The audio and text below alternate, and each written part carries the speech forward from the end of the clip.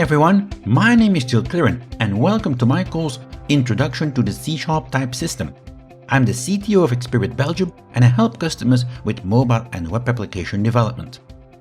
C# is a very popular language to create modern applications with, including web apps, APIs, mobile apps and desktop applications. Everything in C# is a type, and thus understanding the type system with its many facets is important on your way to become a C# developer.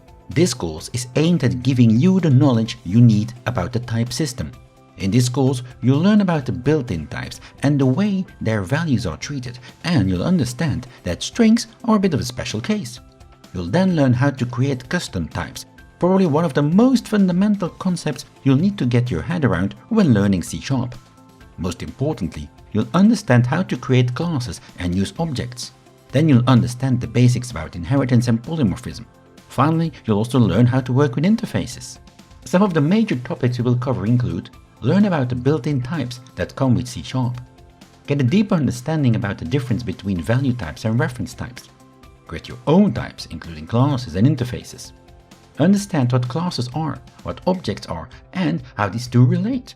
See how inheritance can be added when using classes in C#. Implement a first interface on the classes you have created. By the end of the course, you'll have a deeper understanding of the type system in C#, and classes and objects won't have any secrets anymore for you. You'll be able to explain concepts such as inheritance, polymorphism, and interfaces. This course is part of the C# part, and it's expected you have already looked at the basics of the language itself. I hope you will join me on this journey to learn about the C# type system in the Introduction to the C# Type System course here at Pluralsight.